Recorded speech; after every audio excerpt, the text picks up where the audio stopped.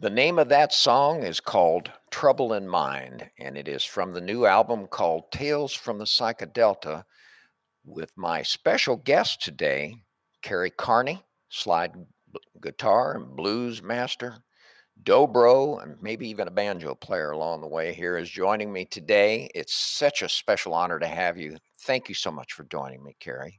Thank you, guys. Thank you. Thanks for having me. Oh, my pleasure. I wanted to let you know that my audience has really reacted well to Tales from the Psychedelta. I've had a lot of requests for different songs on there.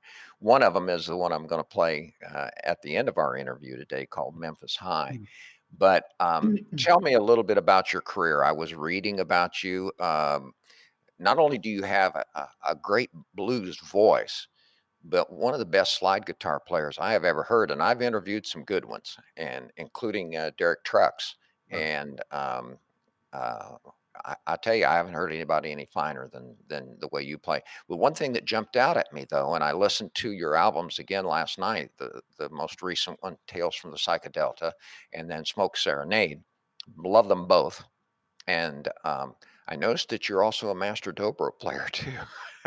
And I wanted to ask, do you play the dobro, that hangs from a strap flat, or do you play like what's a national Guitar, right? guitar?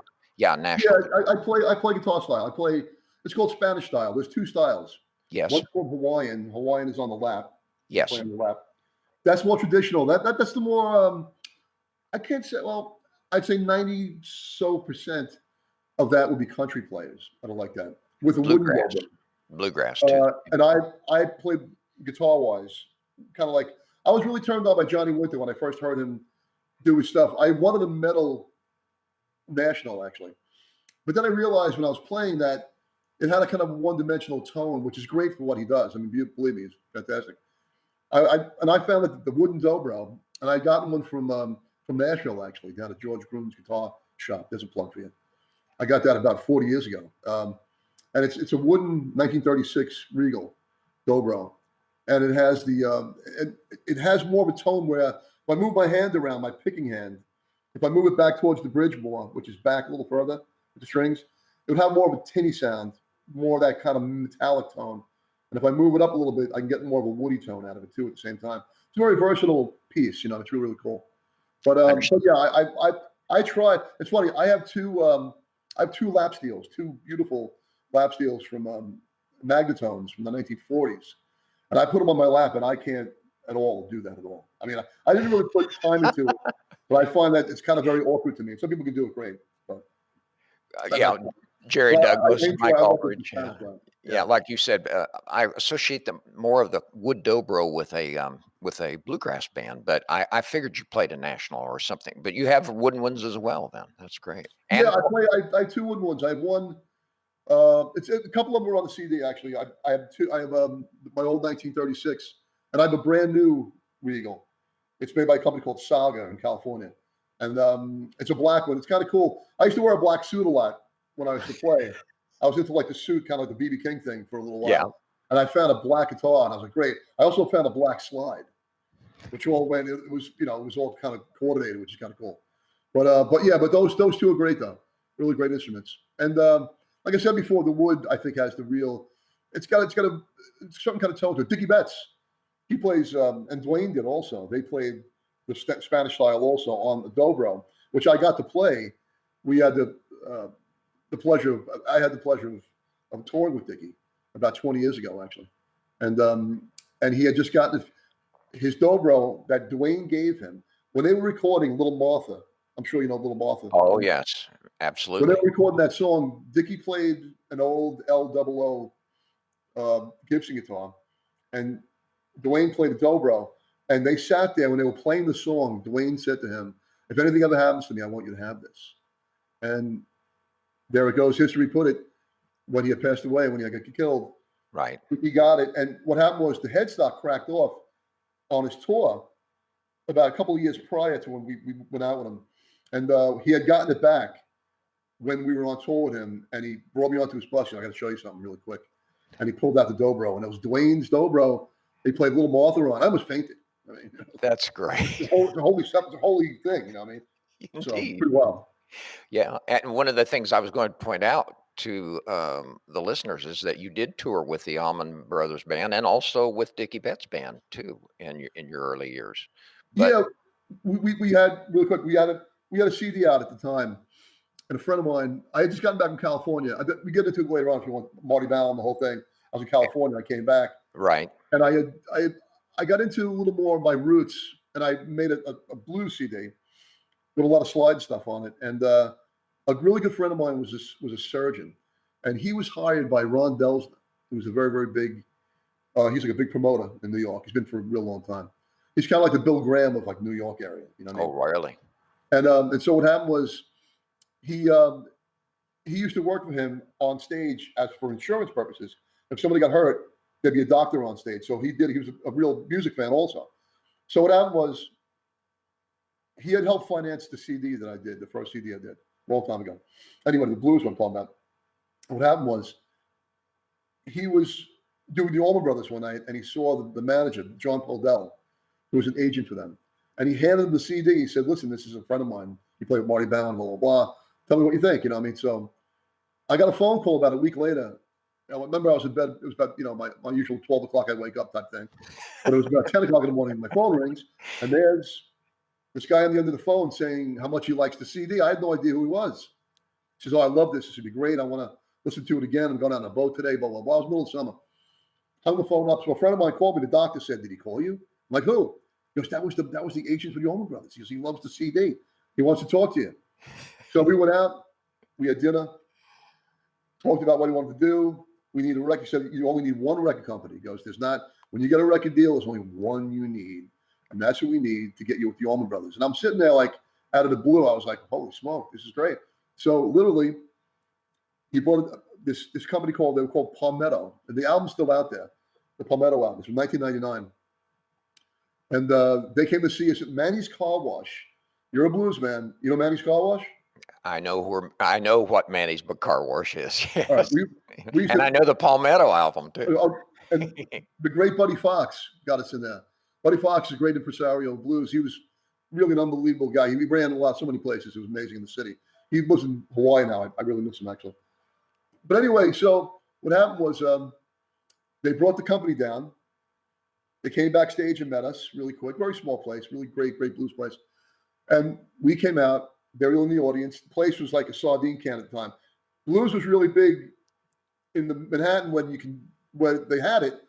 It was great. And because of Manhattan real estate, things just go out the window. It gets so expensive. But at the time, this is going back like 98. So they were standing there. We came out, played maybe 30 seconds of a song. I see the guys leave. And I was like, "Oh, man." And that Monday morning, we're signing a record deal. That's That's all we incredible. needed. I couldn't believe it. I was like so amazed. But That's that was the incredible. But then he put us on tour with the NASCAR Rocks, 30th anniversary of the Allman Brothers. And we toured all over the country with him. It was fantastic. And there was a lot of bands playing. It wasn't just us. I mean, Hot Tuna was on the bill at times. I saw Michael that. Falzarano, who plays with Hot Tuna, a really good friend of mine. But there's a lot of it was just a real dream to us to really do something like that and get out there. I already had a lot of experience with Marty being on the road, so my band didn't though, and it was fun to tell them, "Listen, you're going to remember seeing sights more than you're going to remember playing. You're going to remember the Grand Canyon more than you're going to, that kind of stuff." We played too. When I was with Dickie, we played at the Crocodile in Seattle. Oh, you did? Yeah, the Crocodile. Yeah, we came through there, and it was really amazing because I didn't know that Peter Buck of REM, his wife owned the place. I didn't know that. I was sitting there and I'm eating something. I look up. There's this guy next to me. He's really. We tell you, don't see it on TV, but Peter Buck is a really tall guy. I'm looking up. I'm like, wow. I was like, "That's the guy from REM." And he's like, I said, "Hey, you doing?" He goes, "Oh, what are you guys playing tonight?" I was like, "Yeah." He goes, "My wife owns this place." And I was like, "Oh, great." But that was my that was my Washington time. Was doing that like that. So it was great. We did Oregon. We did everywhere. We did the Aladdin Theater. We played a lot of places. It was really cool. That's great. Look, I want to tell our audience again too about your brand new CD called Tales from the Psychedelta, but also the one prior to that is excellent called Smoke Serenade. And um, I want to talk a little bit about, you've got some heavy hitters in your band as well. And I look down here at Mario and Jerry Serrano and David Bennett Cohen. These got a lot of history that come with that, from everything from Gary U.S. Bonds to Sam Taylor, Savoy Brown. Several members of your Yeah, band were with Savoy, and they've just had a new album out. Dickie Betts had got a new album out. right. Yeah, this is some great talent that you've enlisted, and it certainly stands out on this new album. It's Yeah, they're really Mario and Jerry. They were with Savoy Brown for quite a few years, actually. They were with them, and they were playing around the island a lot. But when they had met, Kim Simmons and stuff like that, and he got them into the band, they were really they were pumping the whole world. I mean, it's amazing what they were doing. When they got back, when they had Jerry had gotten sick. Actually, he had a little something going on. So in the interim, when he was laid up a little bit, which now he's fine. So I have really bad allergy. In New York, allergies are unbelievable. By the way, let me tell you that. But anyway, so the thing is, when they got back, they were kind of looking for something to do, and Sam Taylor had just passed away, also the great Sam Taylor, right, and so I was playing a lot, and for some reason we just started kind of hanging a little bit, kind of like grooving a little blah blah blah, and all of a sudden there they are, they're in the band, and I had met David Bennett Cohen, who played with Country Joe and the Fish. I noticed that. He was with them, and he was also with the Blues Project. He played. This is the most amazing thing about David. David was an old folkie from the 50s. Okay, right before Dylan came in, Washington Square Park and Greenwich Village, the whole thing, the Uh-huh. real like nucleus of the whole thing. He was there playing guitar. He's a keyboard player, but he's playing guitar, jamming, all that stuff. And well, what's amazing is that for years he was when he was with Cousin Joe and the Fish. The years he was with him, they stopped in late 68, okay, 69. So right before Woodstock, the band disbanded. Then he remade a band again. He regrouped his band with different guys though, Country Joe. The last gig they played with the actual band with David in it, they had a farewell concert at Winterland in San Francisco, Oh yeah, and the opening band was Led Zeppelin is that right? and the Grateful Dead, and then they played and they all jammed at the end. They said they had a big jam. It was amazing, you know. So, but Correct. that's what David. Oh, I was getting to it really quick. David played Johnny Winter's record deal signing opening, and he played keyboard. I have a picture of this. I'll send you the picture. He's playing keyboard. It's Johnny Winter in the middle playing, and Jimi Hendrix is playing the bass. Incredible. It's some, it's funny when you hear things. This like it's so. It's like when you see the Rolling Stones Rock and Roll Circus. When you watch it now, it's almost like a cartoon that you can't believe. It's this whole. When you see things like that, it's amazing. It's like this whole different world that the Right, people. You know what I mean? The Muddy Waters, seeing them like jam with the Rolling Stones at the Checker in Chicago. That one thing. right. Here's Muddy again. It's just really when you see these things like these icons have grown into these. It's amazing actually. I mean, what it is. It is. It is. Um, the other thing that I wanted to bring out is that you are a native New Yorker, aren't you? And have lived there pretty much your whole life, except when you've been touring. Yeah, pretty. Yeah, I was born in Brooklyn. I'm in Queens now. I'm on the beach actually. A place called Breezy Point. Yeah. It's on like the Rockaway. It's right across from Coney Island. I can walk maybe about 100 yards to my Bayside. I'm on like a little peninsula, but I can see Coney Island from there. Right there, that's where I am. And born in Brooklyn. Um, Let me tell you something. The one great thing I know now that in the last bunch of years, like when I was touring for the first time with Marty and those guys, it was hard for us to find food. Now, New York is a food place. Right. I mean, I'm sure you guys got good food and stuff too. There's something that's really great where you are. I mean, every town that we stop, whether it's New Orleans, whatever. But that's one reason. I lived in California for about 5 years. I got back here every 6 months. It was no big deal. But they had some good ethnic food. They had some good Italian food, Chinese food, of course. Mexican food, fantastic. But New York has that whole thing on one block. I You know. go there and really the greatest, whatever it is. Anything from like, deli food to Nathan's, the original Nathan's is, Right. it's all like a hop, skip, and a jump from where I live. So like I said, I'm a real foodie, and it's hard for me to keep my weight to a nice That's thing. great. So And we should point out you've been referring to Marty, and I want to make sure that the listeners know that you're talking about Marty Ballin from the Jefferson Airplane. hmm. Yeah, that was the person who really helped you launch your career, I guess, wasn't it? Yeah, he was.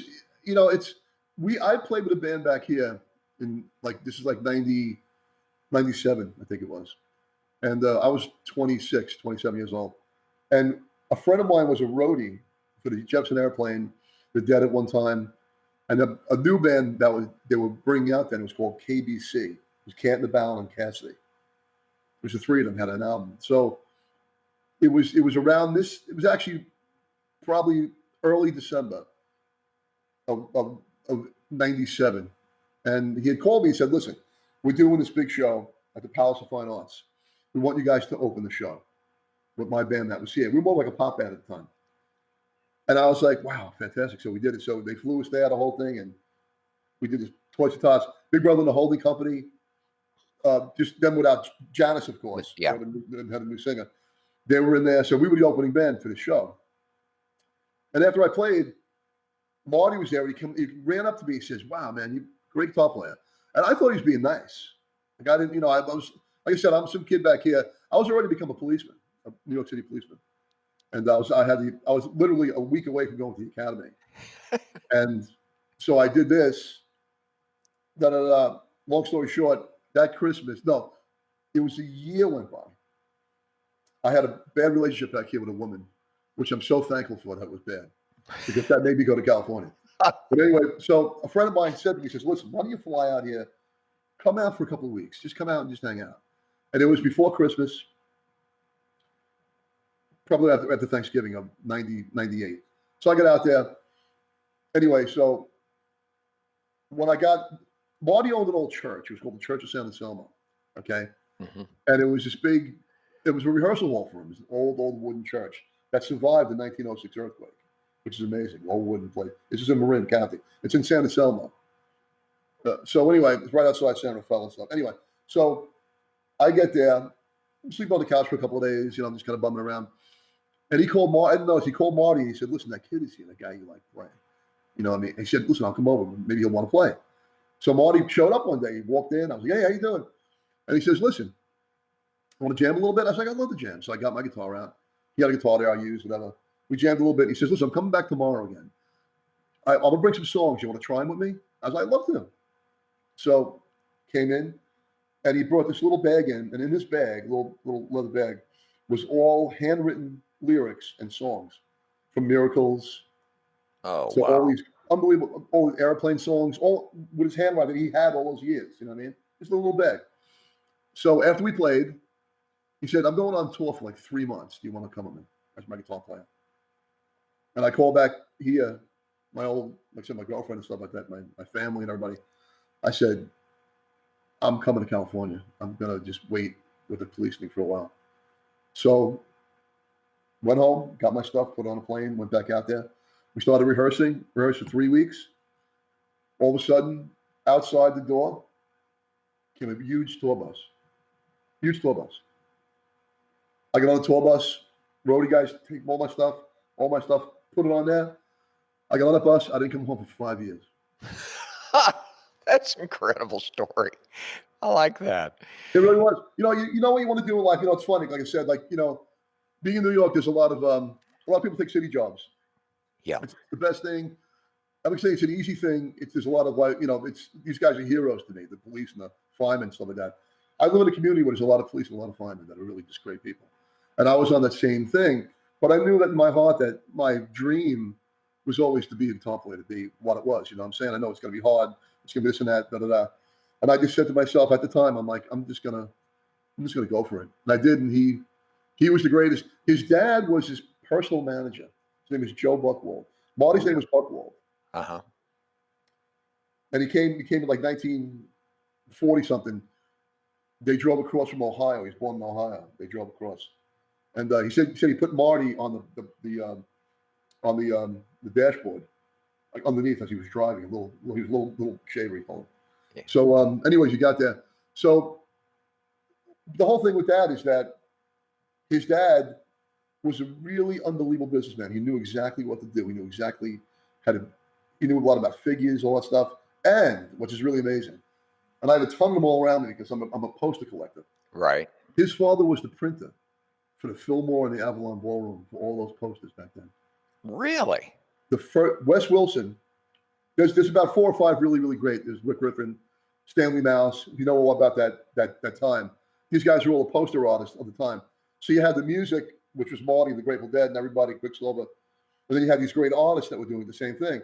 So they were having a concert in '66, early '66, at some bar somewhere. So Marty said, "Go see my dad. He's a printer." Right? He told Wes Wilson this.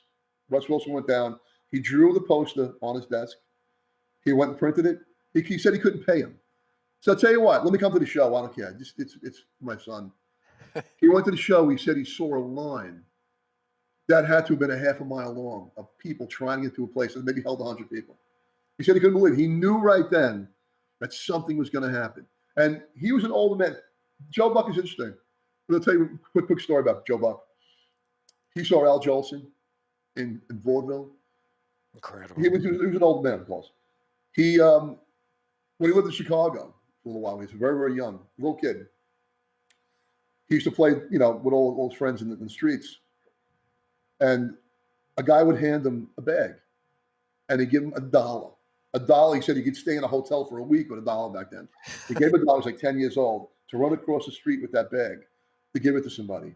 He never looked in the bag. He thought it was money, and it was for Al Capone. Incredible. Stuff like that. It's really, I mean, the stories that You've got some great stories. Yeah, You it was really great do. stuff. My special guest today is Kerry Kearney, and his new album is called Tales from the Psychedelta. And I also want to point out too, Kerry, your website, because it's really amazing. And it's spelled Kerry, Kerry, Kearney, official.com, but pronounced Carney, which is great. And we want to, I had one quick question because I love this album. And like I said, I've had a lot of really good feedback from my audience on it. I wanted to ask you, who is the person that you do the duet with on the new album called Thank You, Jesus? That's Sam Taylor, the great Sam Taylor. Is it really? That's Sam Taylor. I was laying in bed one night, and I had a couple of melodies in my head. I started watching TV. Then I got out of bed, so I got my guitar out, started writing the song down. And after I did the song, I said, I got to call Sam because there's nobody else can do the song like that. And so I called him. I said, listen, I want to do a kind of a duet thing because it's my album. Blah, blah. So he came down to the studio, walked in. I don't know what his recording etiquette was because I wasn't really, I knew Sam. I don't know, like some people, it depends on, some people can record really, really quickly. That's why a lot of producers use them. Some people have a little trouble recording. I'm not sure like how he was. He walked in. I played the song for him, wrote the words out. He says, okay, sounds good. And we just recorded it. And I couldn't have told him anything. It was perfect. It was like made for him. You know what I mean? It's amazing. And that's what the true talent of something is. When you hear something, you just know it's just pure, it's not homogenized. It wasn't made up. It just comes out of what it is. You know what I mean? And to do something and not have to keep doing it over and over and over again and try to make something perfect. And that's the best part of it too. I try to get things on like 1 or 2 takes. If not, I'll put it away until something else. Otherwise, it just loses all its energy. I think a lot of it, this whole mystique. The two of you together on that are just amazing. I really like that a lot. And I of course got the download from your record company. So I went on Amazon to look and see who it was, but it didn't say on there who the duet was with. So I had a question right here flagged. I said, who is that? That's amazing to know that. That's great. My special guest today is Kerry Kearney. His new album is called Tales from the Psychedelta, and you can also see some of his videos and interviews on his website at Kerry Kearney. I pronounced it wrong. It's Kerry Kearney, but it's spelled Okay. like Kearney. I just want to put that in it. KEARNEY official.com. Kerry, thank you so much. I love the albums. Love the stories. I could sit and talk to you for hours. I know And you have a great story about Jerry Garcia. yeah, I did. The I, night of you, you trading. you told me. I got it Yeah, because I know good. about him too. But Oh we'll yeah, get we'll to it. do that in next time. And listen, when you do tour again and COVID is over with, and when you come back out to Seattle or go up to Vancouver, I'm halfway in between. Would you Great. please come by the studio and maybe you Oh, could do some absolutely. stuff live for us here? That would be I got to come great. see you guys. You guys are the best. Would love to have you. Love to Thank you have so you. much. Have a Thank nice you holiday. so much. Absolute pleasure to have you You got it. here. Thank you. Yeah, Thank you. good. And on our way out the door, I'll do another song from Carrie's new album. One of my favorites, actually, is called Memphis High.